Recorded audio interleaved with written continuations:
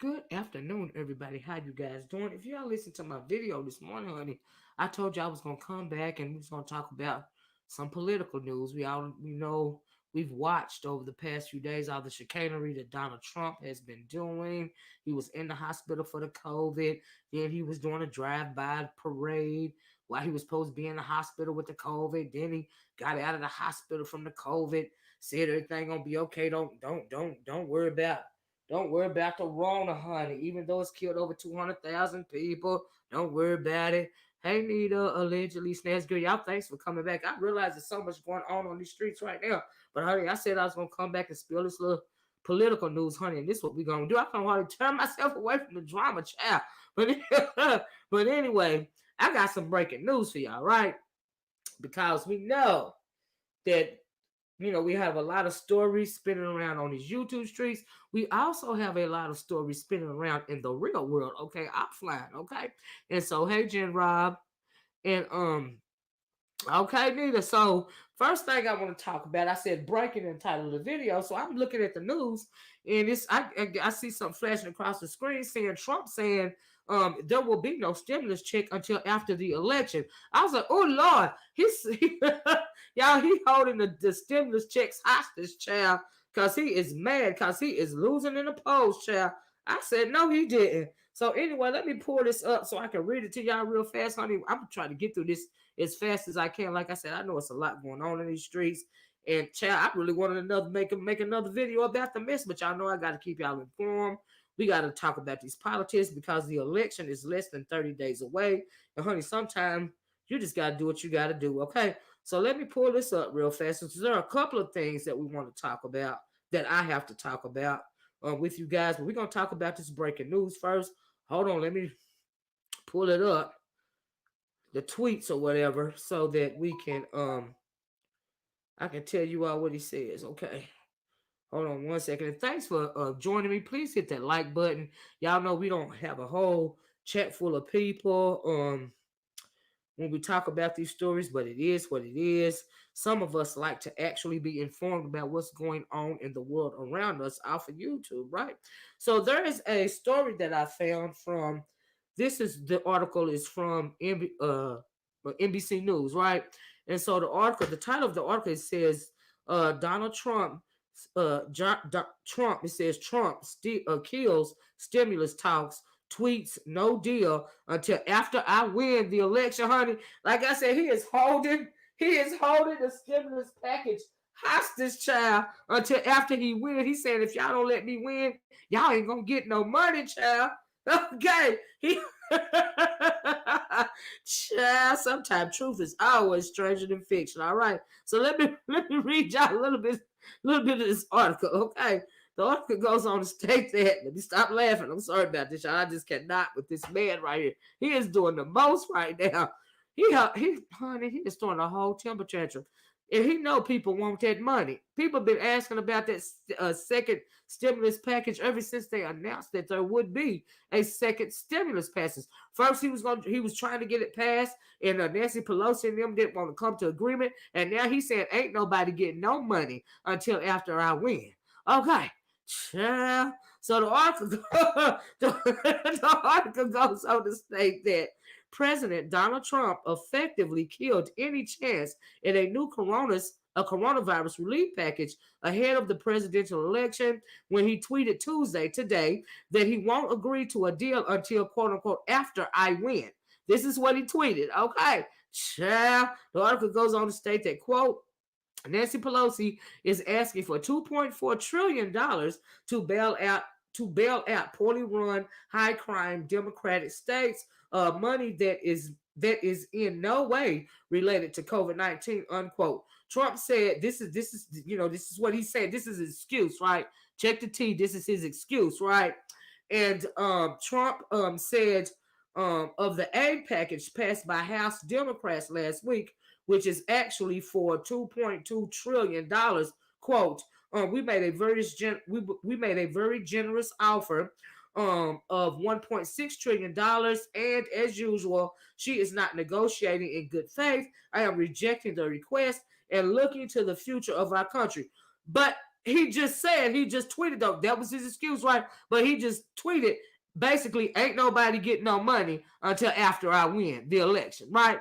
So then, as soon as he tell a lie, he'll try to walk it back with another lie. You know what I mean? That is what he's doing, right? So anyway, little bit of the article states that, quote, I have instructed, this is Trump talking, I've instructed my representatives to stop negotiating until after the election, when immediately after, listen now, until after the election, when immediately after I win, we will pass a major stimulus bill that focuses on hardworking Americans and small businesses, unquote. He continued, quote, I have asked Mitch McConnell not to delay, but to instead focus full time on approving my outstanding nominee to the to the United States Supreme Court, Amy Coney Barrett, unquote.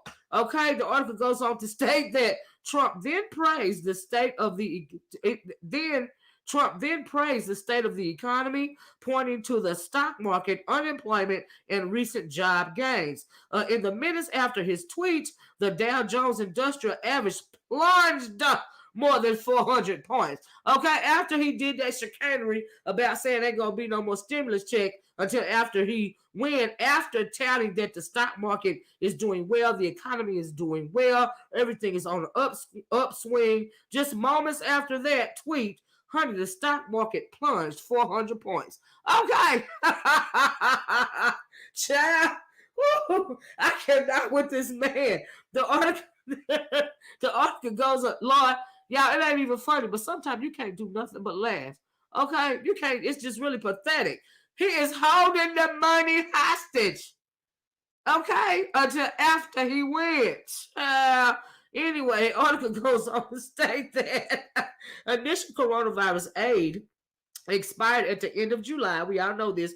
Current negotiations centered on a package that would have provided another round of direct payments to Americans, enhanced unemployment benefits, and money for schools, testing, small businesses, and the airline industry, where substantial layoffs have begun. Trump slammed the door on a pre-election deal hours after Federal Reserve Chairman Jerome Powell said more stimulus to the economy is necessary. Now, we all know that more stimulus to the economy is necessary. Why do you think the stock market plummeted 400 points after he did this chicanery, right? It's necessary, saying the recovery has, quote unquote, a long way to go. Pointing to promising recent economic developments, Powell said easing up on added relief could, quote unquote, lead to a weak recovery, creating unnecessary hardship for households and businesses, unquote.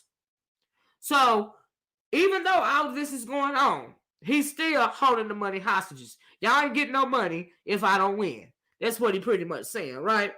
That's what he's saying, right? So anyway, move right along. That was my breaking news. I just want to let you know that Trump is holding your stimulus package, honey, hostage until after he wins. All right. I ain't never heard such a cannery in my life. But anyway, hey everybody. Hey Vonnie Vaughn. Hey Ronnie Q, Miss Cruiser, Snazzy Girl if I hadn't already smoked. Hey everybody. Thank you guys so much. Common sense straight from the gate.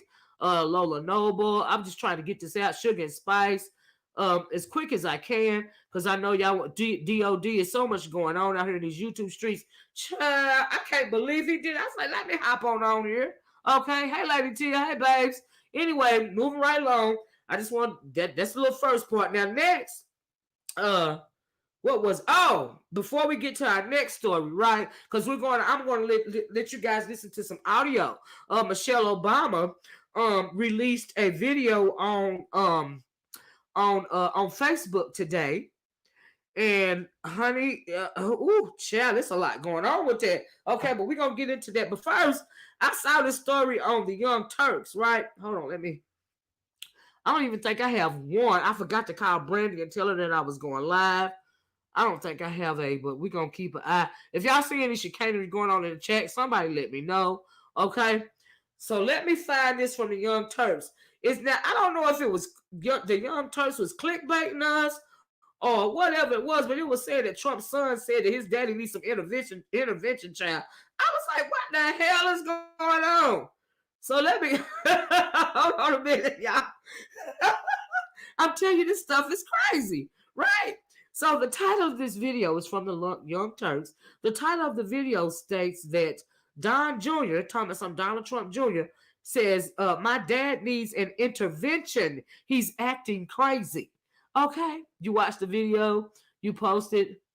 They all got the Rona, right? Yes, right, throwing temper tantrum, Miss Williams. So anyway, y'all, let's listen to this video.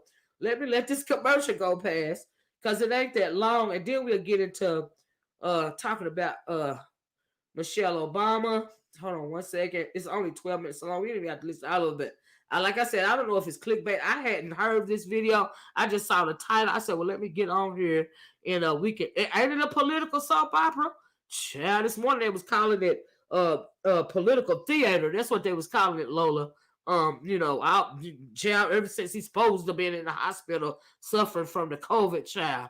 Okay, but anyway, let's get into this video. Like, I don't know what are they gonna be saying in the video. I have no idea, but I read you guys the title. I didn't have time to look at it beforehand, but let's listen to it together.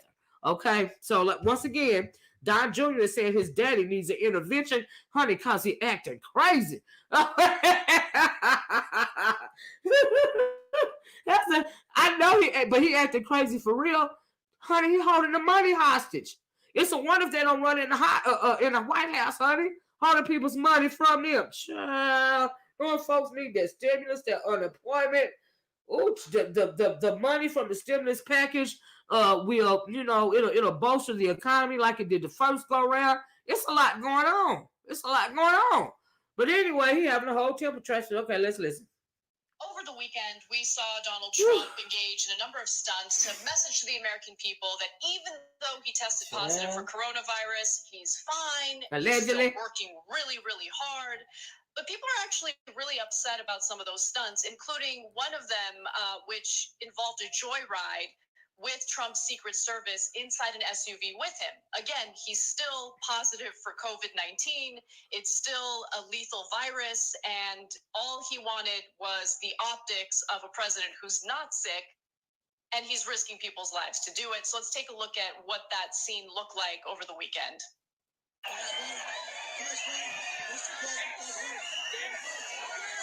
Yeah, they showing him driving in, honey, in the SUV, waving to the people's child. When he's supposed to be in the hospital. I mean, there were definitely people outside of Walter Reed, his supporters, with their giant Trump flags, and here he is greeting them.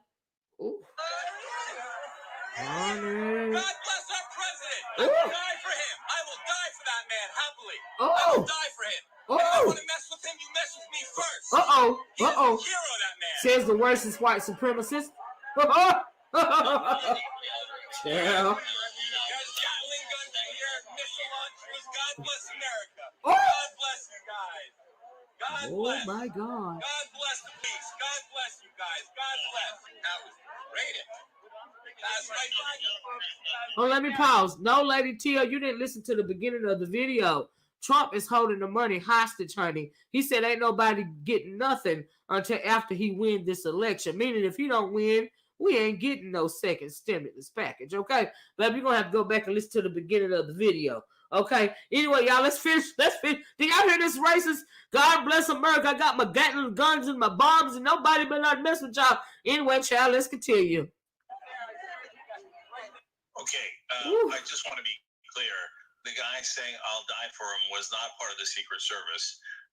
The Secret Service is charged with potentially taking a bullet for Donald Trump, but the president isn't the one that's supposed to be firing the weapon. In this case, the president is the one with coronavirus making the Secret Service agents go in a hermetically sealed SUV and breathe the same air as him. It is outrageous. And the guy saying he would die for the president, he might get an opportunity.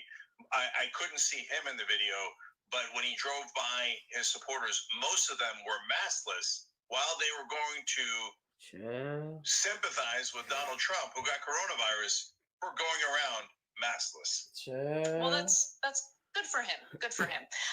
Good, strong American there. So, look, you want to put yourself at risk, do you, boo? I don't care. But I do care about people who have to work to protect Donald Trump, and for him to risk their lives for his little publicity stunt is honestly pretty gross. And look, what do I know? I'm not a doctor, but we should hear from a doctor who has some thoughts on this. So here's Walter Reed attending physician James Phillips on Trump's drive-by. You know, the reality is that this was a dangerous move. There is no medical benefit for this to have taken place. It violates CDC guidelines that come from the president's own administration. Beyond the risk that was clearly taking part, the risk that was imparted upon those Secret Service agents, volunteering or not, it's the message that's sent to other people who are sick, that it's okay to go out. We're seeing schools try to reopen, and we're seeing parents who have already sent their kids to school with disease. Yeah. This is the wrong message to be sending. That's true. Oh, Lord. No commercial, y'all. Sorry about this. I got to let it pass, child. I only feel like turning. There you go. And Cenk, he actually continued that message today as he was being released from Walter Reed Hospital, of course, being released early because he insisted on it. He tweeted the following: "I will be leaving the great Walter Reed Medical Center today at 6:30 p.m. feeling really good. About all this. Don't be afraid of COVID. Don't let it dominate your life. We have developed under the Trump administration some really great drugs and knowledge. I feel better than I did 20 years ago." Not in any way taking into account that more than 200,000 Americans have died under his watch, and it's incredibly insulting to their family members to put out this type of messaging, not only downplaying COVID-19, but making it appear as though it's like a fountain of youth or something. Like, oh, I feel bad. I haven't felt this great in 20 years. It's great. Go ahead and contract COVID. Like, what kind of messaging is that? It's just so pathetic and so terrible. And that's why we're uniquely awful in how we're handling this virus. So before he got coronavirus, no mask, no nothing, and not a big deal. He gets coronavirus. He and all of a sudden, all the people in the White House put on masks. RebellionPact.com to go see an ad that's already out, and we're putting it in Michigan and the 2nd District of Nebraska to make bigger impact. And that's under videos on RebellionPact.com. So but what's amazing is, so he now thinks he's passed coronavirus. That's not necessarily true. I'll explain that in a second. So he goes back to, it's no big deal. If it affects me, it's a giant deal, right? If it doesn't affect me, before and after, I don't care. And listen, conservative schmucks don't understand science. So they don't understand the difference between anecdotal evidence and studies that look at the bigger picture. So anecdotal is, hey, Trump had coronavirus, but he didn't die. So I guess that means no one dies from coronavirus. Oh God, they're so stupid. Oh my God.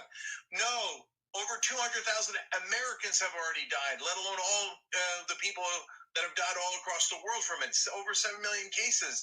No, a certain percentage of people die, and you don't know if you're in that percentage. But you have to clarify these things because the president is a schmuck who puts out messages like, don't be afraid of COVID. I feel great. Oh, God. And then he goes... Have a good day, NYW. I guess they're going to talk about Don Jr. Like I said, I hadn't heard this ahead of time, but let's continue listening. Okay, it's not that much more to go. Hot boxes, a couple of Secret Service agents in a car where they can't get out of it And so now they got, by the way, all those agents that are exposed like that, they then got to get quarantined for 14 straight days. And now this is unprecedented. Secret Service agents leaking to the press going, what's he doing? Is he trying to get us killed? Well, how are we supposed to staff this? He keeps going around everywhere maskless. In the car, at least he had a mask on, even though he was in the same car as them. In the hospital, he's in all sorts of fake rooms. It's a whole other story we'll get to, where he's going around maskless. When he goes back to the White House, he'll probably be maskless. It's unbelievable how he's endangering people. So it's not though. It's not though. I mean, this. I'm actually amused at like the shock and awe that you're seeing in the media right now. Donald Trump has proven over and over again that his like top characteristic is that he will sacrifice anyone and anything if it benefits him even a little bit. This was nothing more than a publicity stunt. That's it. That's all it was. That's and all. For him, the lives of those members of the Secret Service who had to be in that SUV with him, I mean, he hasn't even thought about it. It didn't even cross his mind. He does not care at all. I mean, think about this. Don Jr. was angry that Trump did that. Don Jr. Don Jr. is not some bright, kind, compassionate guy. Don Jr. is usually just as bad as Trump, oftentimes worse in some cases when it comes to the, lack of competence. But in this case, according to Gabriel Sherman's reporting at Vanity Fair, Don Jr. is like, what is he doing? Why these tweets, these early morning all caps tweets, there's dozens of them. He needs to stop immediately. Sources said Donald Trump Jr. is deeply upset at his father's decision to drive around Walter Reed National Military Medical Center last night with members of the Secret Service while he was infected with COVID-19. One Republican source told Vanity Fair Don Jr. thinks Trump is acting crazy. Don Jr. has said he wants to stage an intervention, but Jared and Ivanka keep telling Trump how great he's doing. Don said, I'm not going to be the only one to tell him he's acting crazy. So Don Jr. acknowledges his father's acting crazy, but he's too afraid to approach him on his own. But he also can't get his siblings to do anything about it either. Lord, it sounds like an episode of Succession. I'm not going to tell the old man he's crazy. He's going to fire me, and you guys and others are like, I'm not doing it. I just care about myself.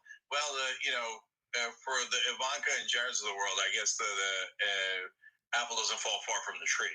So endangering good old dad who gave us whatever little money we have and power that we have just to keep his favor, sure, who cares? So I can't believe Don Jr. is a fraction more decent than the rest of the Trump children. Okay, so, but now one of the reasons he's concerned is dexamethasone is a steroid that Donald Trump is taking. It's a very serious steroid, and one you only give if your condition normally, if your condition in coronavirus is, quote, severe and critical. Now, my guess is that he is taking that prematurely because he overruled the doctor and said, hit me with everything you got. So that is not something, if he's going back to the White House, he should not be taking that steroid. If he's taking the steroid, he shouldn't be going back. Make up your mind. You're either severe and critical and should stay in the hospital, or you're fine and you don't need to take that. And in fact, it might do you damage if you're fine and you're taking it prematurely. But Trump's not a very bright guy, as you all know. So, and the thing that steroid does is it can make your mental faculties have issues. Okay, maybe that's clouds why your you're judgment, crazy. makes you potentially emotional. And people that have been on it are like, what? One, I believe she was a doctor. She wrote in when I was on that medication a while back. She's like, I couldn't be the president of my cat, let alone the whole country. So, and I took a very different steroid, but a powerful one 20 years ago when I had a medical condition. And I remember being super emotional. And so the steroids clearly have an effect on your personality.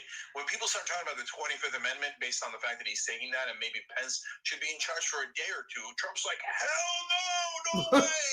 I'm in charge. Bush handed off to Cheney a couple of times. It's not a big deal. But he's too egotistical and unintelligent to be able to understand. Now he's going back to the White House. I believe there's around 11 cases of people inside the White House that already have it, including Kayleigh McEnany now, and including his campaign manager, and the list goes on, right? So, in fact, Alex Desliba used Super Chat to say nations have as many COVID cases as the White House. Hong Kong had 11, Australia had 13. Alex, Oh my God, it's ridiculous. We didn't have to be going through this right now, but Don Jr. think you crazy. Don Jr. is scared to say something about it, and they saying maybe it's the high powered steroid that's got him acting like this. No, honey.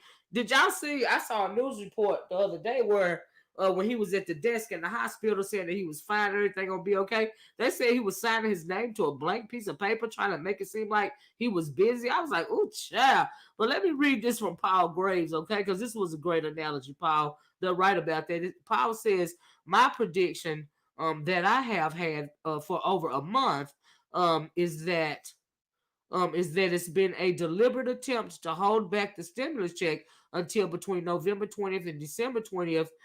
They want you to spend the bulk of your cash on Christmas. Child, you'd be crazy to spend a whole bunch of extra money on Christmas in the midst of a global pandemic if you don't have no, anything to back it up. But tis the season, child. Tis the season. Do you see what I'm saying? And so anyway, Don Jr., thank you crazy. I want to share that with you guys. So we moving right along. I'm trying to go through this as fast as I can, child. I am. Next thing we want to talk about, what was it? Yes, Michelle Obama today. She released a video on Facebook, and let me pull it up because she pretty much blasted Trump. She went for his throat. She didn't even say his name, but we all know who she's talking about. She calls this video her closing arguments. It says Michelle Obama's closing arguments. It's for Joe Biden presidency or whatever. And so I want you guys to listen to a little bit of this, and we'll move on to the last thing, and then we'll be out of here. Y'all see how fast I can go if I put my mind to it. Anyway, let me pull this up. And so I found this speech was fascinating. Do you see what I'm saying? She called him a racist and a whole bunch of other stuff, right? And I was like, "Oh, go Michelle, girl, honey." Hold on, y'all. Let me pull it up. Hold on. Okay. Like I said, the name of the argument is closing arguments, right? The captions over the video says that Michelle Obama gives her quote unquote closing arguments on voting for Joe Biden. She says to vote quote unquote like your lives depended on it, and I have to agree with that quote. Vote like your lives depended on it, because honey, we have a crazy man. That man's so crazy off him steroids, and he naturally crazy. That honey, he can push the button if he want to, and we'll all be gone. Okay. And this country did not have to be suffering like this, because many other countries are not suffering the way that we are suffering here in this country. But because of this lack of leadership that we're dealing with, child, Trump holding the money hostage, it's just like a lot going on.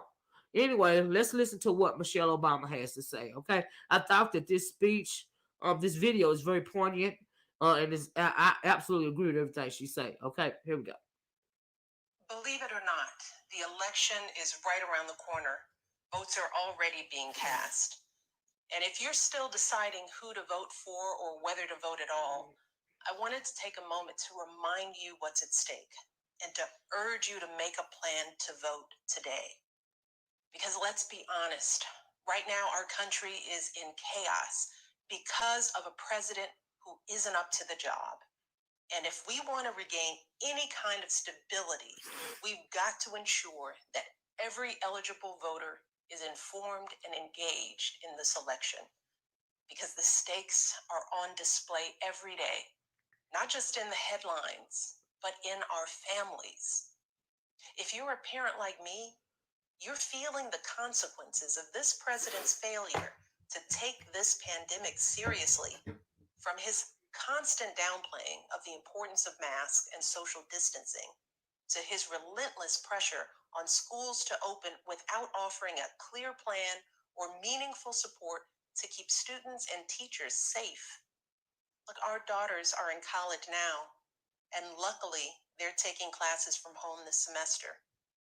But in just a few weeks since schools have resumed, many of their friends who returned to campus have either tested positive or are living with someone who has.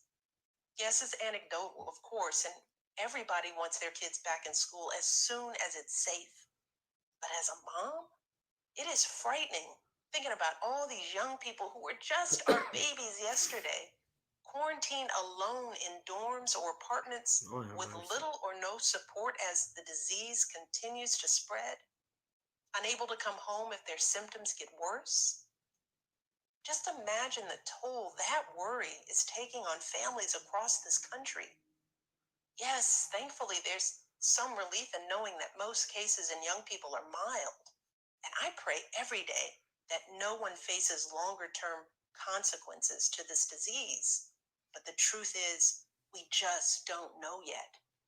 And we simply cannot trust this president to tell us the truth about anything. Meanwhile, parents with younger kids are dealing with another set of stresses, from grade schoolers who want to learn but struggle to connect with their teacher through a screen, to schools that open and close with little advance notice, leaving everyone in an endless cycle of uncertainty. Too many parents are still juggling 2 jobs and multiple kids without any support, not to mention the millions of families anxious about making rent or getting internet access or affording childcare. It's painful to think that months into this crisis, this is still where we are, with no clear plan, no peace of mind. And the worst part is, it didn't have to be like this. Look around the world. So many other countries aren't experiencing this level of extended suffering and uncertainty. These countries were hit by the same virus as we were. They had the same kind of resources to contain it as we did. But what they didn't have to contend with was this president. A man who had every resource at his disposal, the finest medical experts, our best intelligence, and yet ignored all the advice and failed to produce a plan to provide enough tests for worried families or protective equipment Knew about it for since our November, healthcare workers. since last November. A That's man right. who knew how deadly this virus is, but who lied to us and told us it would just disappear. Who, in the greatest crisis of our lifetimes, doubled down on division and resentment, railed against measures that could have mitigated the damage, and continues to hold massive events without requiring masks or social distancing, knowingly exposing his own supporters to a dangerous virus. Today, more Americans have died from this virus than died in the wars in Iraq, Afghanistan, Vietnam, and Korea combined. Take all those lives bravely sacrificed and double it. That is roughly the scale of this tragedy. And our commander-in-chief, sadly, has been missing in action. And his willful mismanagement of the COVID crisis is just one example of his negligence. When wildfires rage out west, he says nothing for weeks. When Americans of all backgrounds peacefully protest racism and police violence, he disparages them, yet eggs on heavily armed militias. When our heroic young men and women answer the call and give their lives for our country, he calls them suckers and losers, and publicly mocks Gold Star families and prisoners of war. All this from someone who, as a wealthy, connected young man, avoided military service. And with millions and millions of Americans left reeling from the worst job losses in recent history, with small businesses closing their doors for good, he and his party dragged their feet to provide necessary relief for people whose lives have been decimated under his watch. 7 months later, he still doesn't have a plan for this virus. 7 months later, he still won't wear a mask consistently and encourage others to do the same, even when those simple actions could save countless lives. Instead, he continues to gaslight the American people by acting like this pandemic is not a real threat. That's right. And yet, even in the face of all this incompetence, Americans keep digging deeper, finding new reserves of strength, doing whatever it takes to get through this. That's one of the beautiful things that has given me hope over the past 4 years. Our country's resilience, from the essential workers keeping us safe, to the doctors and nurses caring for our loved ones, to the teachers and child care workers doing everything they can for our kids. Americans have stepped up to answer the call. It's not too much to ask our leaders to rise to the occasion as well. Thankfully, we have the chance to elect a president who can meet this moment, a leader who has the character and the experience to put an end to this chaos, start solving these problems, and help lighten the load for families all across the country. And that leader is Joe Biden. After seeing the presidency up close for 8 years, maybe the most important thing I've learned about the job is this: how a president focuses their time and energy in office is a direct reflection of the life they've lived before entering the White House. A president's policies are a direct reflection of their values. And we're seeing that truth on display with our current president, who has devoted his life to enriching himself, his family, and other wealthy people he truly understands, cutting taxes for the rich and big corporations, cutting regulations that protect regular families from getting taken advantage of by people like him, cutting his friends loose from prison time. He boasts about gains in the stock market, but when you look at the lives of regular folks, whether it's creating blue-collar jobs, making healthcare more affordable, protecting the environment, keeping our families safe from gun violence, let alone the coronavirus, there's nothing much to brag about. By contrast, Joe Biden has lived his life guided by values and principles that mirror ones that most Americans can recognize. I know Joe. He is a good man who understands the struggles of everyday folks. When he was a kid, his dad lost his job. His family had to move to find work. As a young man, he quit his job at a lucrative law firm to serve as a public defender, protecting the rights of those who couldn't defend themselves.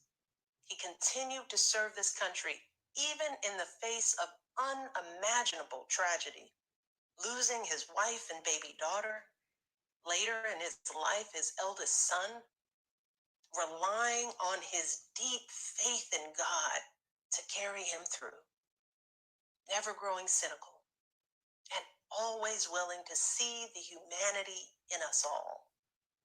It is that spirit, that determination that will make Joe the kind of president we need right now, one who will continue to put the needs of the country before his own, to ensure that all families can get back on their feet and our economy can get back on track. And he'll start by getting this virus under control, working with a broad coalition of leaders to develop a national strategy that will include mandatory mask wearing and free testing. He'll get schools the resources they need to sort through this confusion. He will listen to doctors and scientists to make sure that any vaccine will be safe, effective, and available to everyone. And Joe Biden will also get back to work solving problems that this president has ignored or made worse these past 4 years. Joe will give working families a tax credit for childcare. He'll roll back those tax cuts for the rich and instead help small businesses and working families.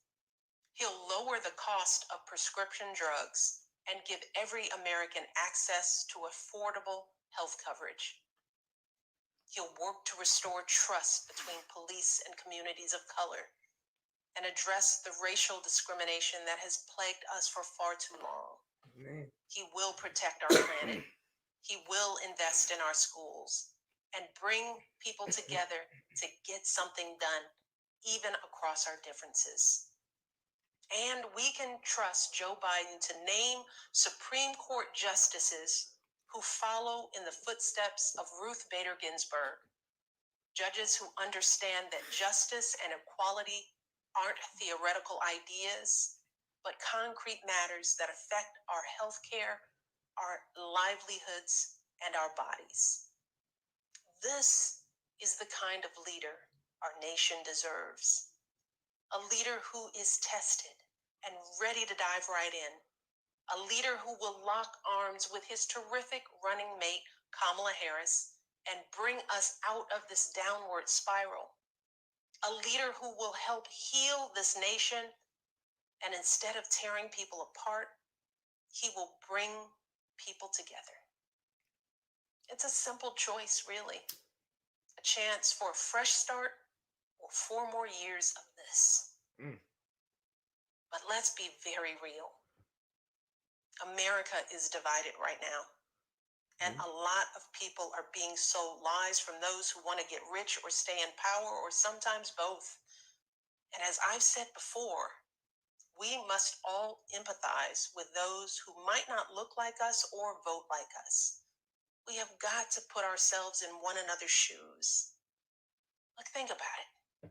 You've worked hard all your life, and for too long you've watched the rich get richer. You've lost your farms and your livelihoods to corporate greed. You've seen your beloved towns shattered by joblessness. You've watched families destroyed by drug addiction and mental health challenges. All of this long before this virus hit. And it is frustrating to hear some folks say that you've been the beneficiary of privilege, that the color of your skin gives you a head start. That is the reality for far too many hard-working, decent Americans.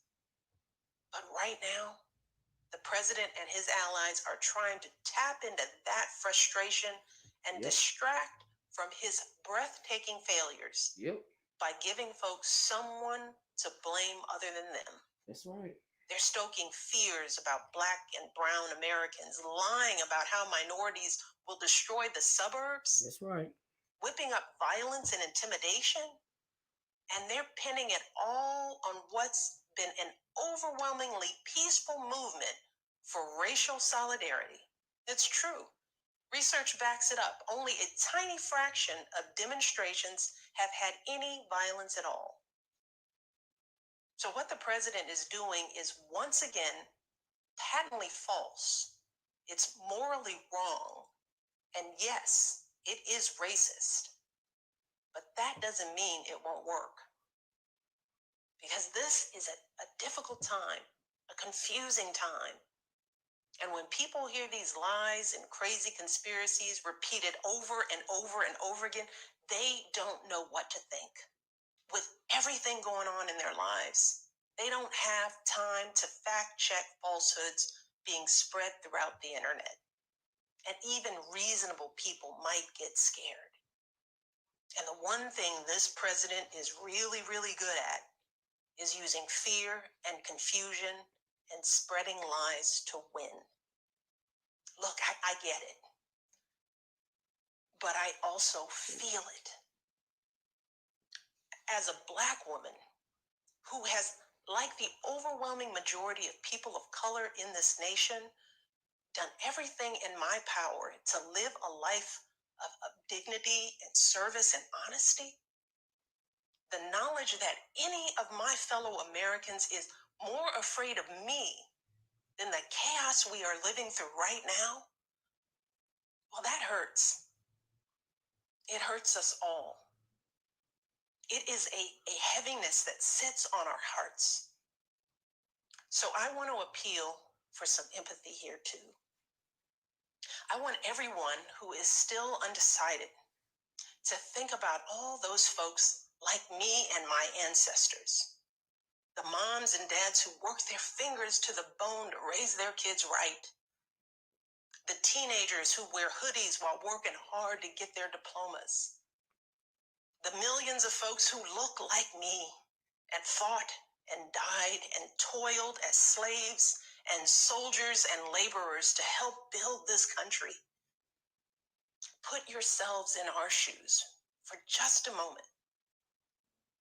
Imagine how it feels to wake up every day and do your very best to uphold the values that this country claims to hold dear: truth, honor, decency, only to have those efforts met by scorn, not just by your fellow citizens, but by a sitting president.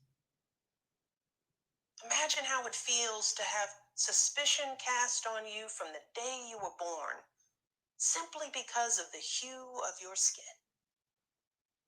To walk around your own country scared that someone's unjustified fear of you could put you in harm's way. Terrified of what 4 more years of this kind of division might mean for the safety of you and those you love.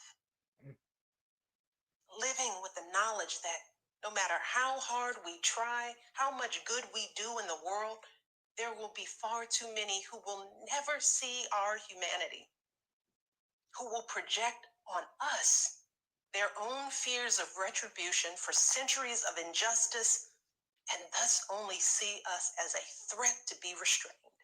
And we know what happens next.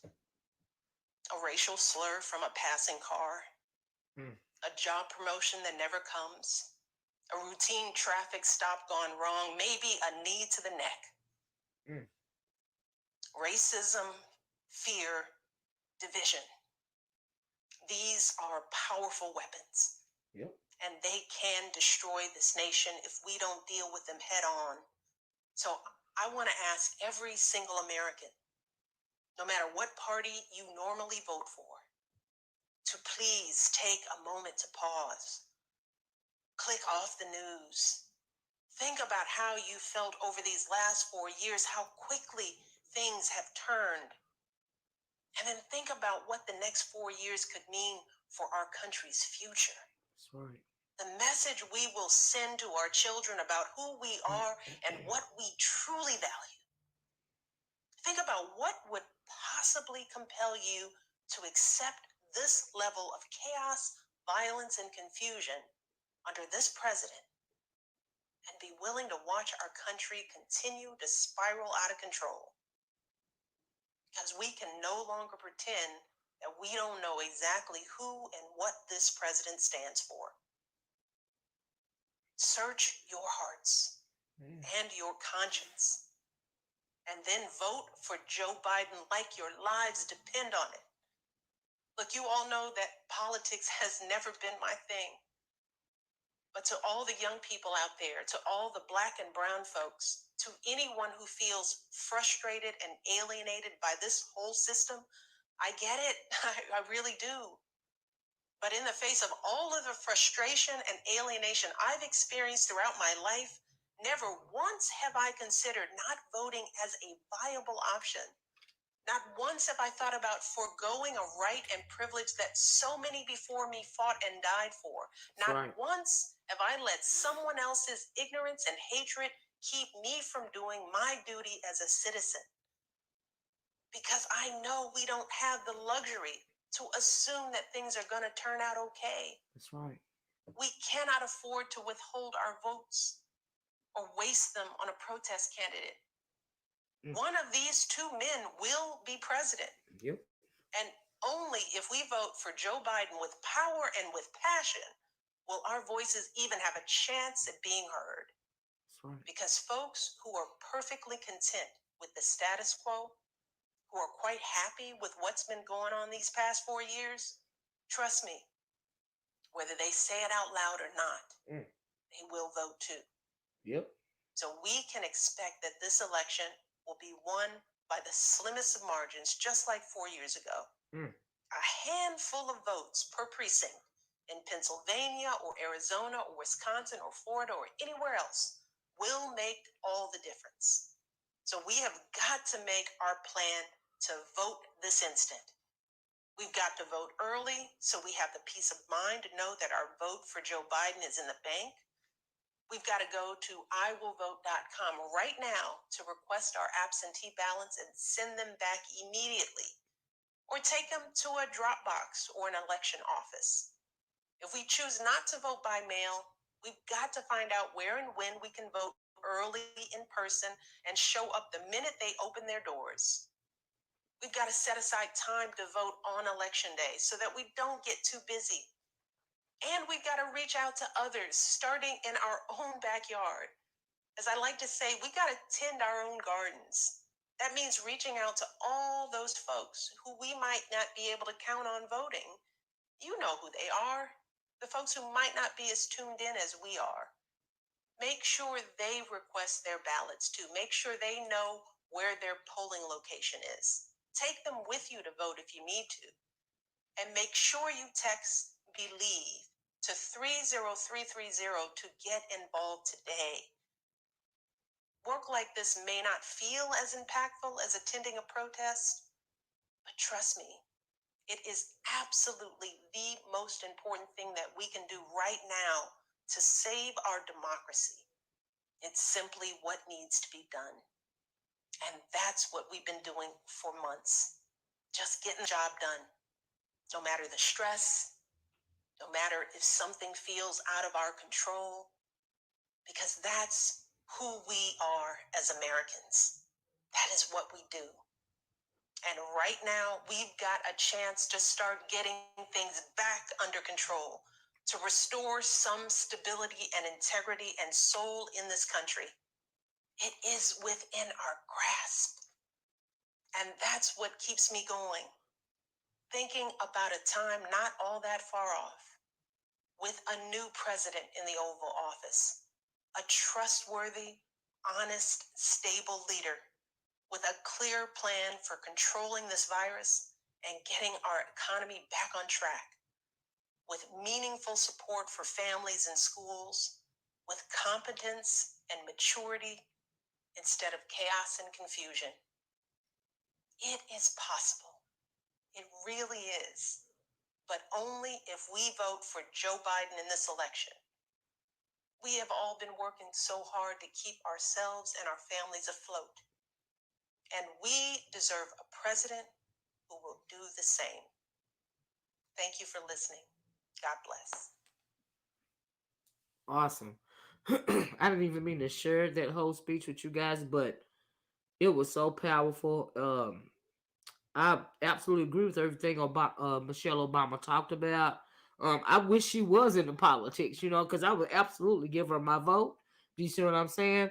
But I agree with everything she's saying. I mean, she called Trump out on everything that he had done, that he has not done, to exemplify it, as well as an appropriately, lead this country. And it's unfortunate, all the stuff that's going on right now. That is why it is imperative for us to vote. I don't care what nobody say. If you don't vote, it's a vote for them. Do you see what I'm saying? And so yeah, it's a lot going on, y'all. So thanks for listening to Michelle Obama. The last thing that I want to talk about real fast is a real tragic story, something that happened in Texas. Let me pull it up. Unarmed black man by the name of Jonathan Price was gunned down in a convenience store in Texas over the weekend. But since then, the officer that gunned him down has been charged with murder. Okay, Jonathan Price, he was a upstanding member of his community, and they called him a quote unquote pillar of the community. And the man that the cop that gunned him down, he's going to be standing trial for murder. He has been arrested. Let me try to pull this article up for you guys, and we'll get out of here. Okay. So this article states it's from the Washington Post. I don't know if it's any audio talking about it or not, but let me read it to you. A Texas cop killed a black man, and Michelle Obama was talking about the division that has been sown in this country, and led by none other than a president of this United States of America. This is a perfect example of that, in my opinion. The title of this article says that a Texas cop killed a black man he was called a pillar, quote unquote, pillar of the community. Now the cop is being charged with murder. The article goes on to state that shortly after a police officer allegedly shot a man Saturday night outside a gas station in Wolf City, Texas, Bystanders rushed to the scene. They were speechless when they saw the victim. In this small North Texas town, seemingly everyone knew Jonathan Price. Jonathan Price is the black man. There's a quote that says, quote, "We all love him and think so highly of him and just the nicest guy you could ever meet," unquote. Kyla Sanders, who ran to the scene from a nearby store, told WFAA, calling Price a 30-year-old black man who was a city employee and personal trainer, a pillar of the community. The article goes on to state that, in fact, witnesses told reporters Price had tried to break up a fight inside the gas station before Wolf City police officer Sean Lucas. He is the one that killed this unarmed black man, this pillar of the community. It says that the gas station before Wolf City police officer Sean Lucas showed up. But Lucas, who is white, ended up tasing Price and then fatally shooting him, authorities said. The article goes on to state that the Wolf City Police Department quickly suspended Lucas, and on Monday, the Texas Rangers arrested the police officer and charged him with murder in connection with Price's death. My God.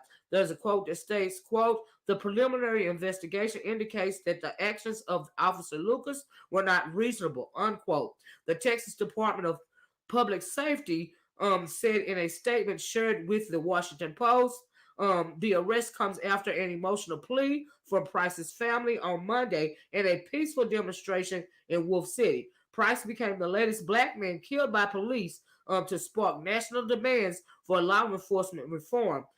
As hashtag Justice for Jonathan trended on social media throughout Monday, there's a quote that says, "I want to see the man I want to see the man get what's coming to him for killing my son." Junior Price, his father said. That's what he told the reporters. His father said he want to see the man that killed his son get what's coming to him. And that's an unquote. That's a quote unquote. The article goes on to state that Jonathan Price grew up in Wolf City, a town of about 1,400. Wow, only 1,400 people, located more than an hour northeast of Dallas, starring as an athlete and playing alongside future Major League Baseball player Will Middlebrooks, who called him his quote unquote first ever favorite teammate, unquote. He later played football in 2008 for Hardin Simmons University in Abilene, Texas, before returning to his hometown to work in the municipal sorry about that guy works the Municipal Works Department. I don't know why I couldn't say that, right? The article goes on to state that he was a great guy. He was a hometown hero. He was a motivational speaker. He worked with kids. Lee Merritt, a civil rights attorney representing Price's family, said at a Monday news conference. Officials have released few details about what happened on Saturday. State officials said Lucas, the cop, was called just before 8:30 p.m. to investigate a fight at the Quick Mart Check gas station in downtown Wolf City. When the officer tried to detain Price, which was the man that he killed, the DPS said, quote, he resisted in a non-threatening posture and began walking away. He began walking away because he was trying to break up a fight. He was not the one involved in this fight. He was trying to break it up. Do you see what I'm saying? Began walking away. Lucas tasered him and then shot him. Wow. Price later died at a nearby hospital. Police have not said whether Price was armed. Witness at the scene, though, told reporters that Price was simply trying to stop a confrontation. According to Merritt, Price stepped in when he noticed a man assaulting a woman at a gas station. All right, he was trying to break up a domestic violence incident, y'all.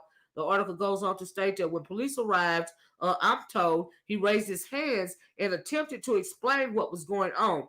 So Lee Merritt is saying that when the police officer arrived, Mr. Price raised his hands and tried to explain what was going on. Merritt wrote on Facebook, quote, "Police fired tasers at him, and when his body convulsed, wow, from the electrical current, they perceived a threat." Now his body is convulsing, and they perceived it as a threat, right? They perceived a threat and shot him to death, unquote. My God. So they tasered him And because he convulsing, you still trying to say you saw him as a threat? Wow, okay. The article goes on to state that Price's father said on Monday that he rushed to the gas station after the shooting and confronted Lucas, the officer who was still on the scene as they waited for an ambulance. Lucas refused to say why he had shot Price, his father said. Quote, he just told me to get back. He said he'd tell me later. Wow. And later ain't gotten here yet. Wow. He said at the news conference. His daddy said the dead man's father said that the police officer told him to hold on a minute. He gonna tell him later, but that later never came. My God. The article goes on to state that the gas station has given police surveillance video that shows the shooting. Merritt said, that's the attorney. Though the family's legal team has yet to see it, Merritt said he spoke with Wolf City Police Chief Matthew Martin, who has not yet publicly commented on the case, and that Martin said, quote unquote, he was not happy with what he saw. Ain't no telling what's on that tape, y'all. Why won't they release them? The article goes on to state that on Monday, the Texas Rangers booked Lucas, the police officer, into Hunt County Jail and held him on a $1 million bond. WFAA reported he bonded out before Monday. Lord, he was held on a $1 million bond, y'all. They said he bonded out before morning. Now, how do you think he bonded out that quick? Now, he's living with a police officer's salary, and he made a $1 million bond. He bonded out before morning. KTXA reported. It's not clear if he has an attorney yet. Wow. Merritt called for swift justice in the case. There's a quote that states, this didn't happen quickly. It should happen the day he murdered JP, Jonathan Price. Wow. That hurt my feelings. Woo. John should still be here. He wrote on Facebook. Oh, this is step one. Let's see it through to justice. Wow. How in the world did he make a $1 million bond that fast? Yeah, right, Lady T. He had $100K on deck. He's a police officer living on a police officer's salary. He had $100K to get out of jail. Ain't that something? Well, we know the same thing happened with George Zimmerman. Do you see what I'm saying? We have all these racists behind the scenes with all this cash, and of course they're going to get it right back out of jail. That is so sad. Let me try to find a little audio for you guys, and then we'll close. I think that it's so horrible. They called him a pillar of the community. The town only was held of 1,400 people, for goodness sakes. So he knew exactly who this man was that he was killing. That is another reason why it is so important for us to vote. Paul said the face of the president may change, but the face of America stays the same. Amen. Amen. We will still be under white supremacy agenda, and we will still not get the $1 trillion slave reparations due to us. I heard that. Hey, Bob Cherry, how you doing? I've been here listening. Thank you, Bob Cherry. Thank you. Kent High says, I'm talking about Trump. You talking about Trump, by the way? Well, this whole video has pretty much been about Trump. You got to go back and listen to the first part of it, because if y'all didn't hear the first of it, Trump said ain't nobody getting no money till after he win the election. Okay. I heard somebody comment in the chat that said that they're saying that prisoners are going to get a stimulus check.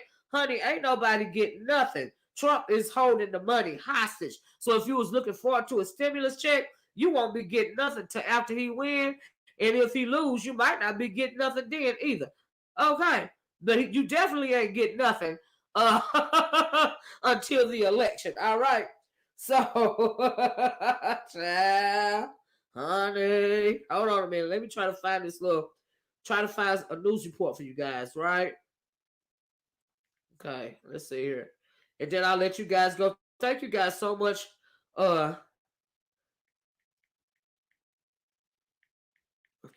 For joining me.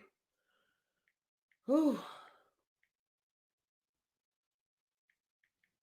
Try to find this.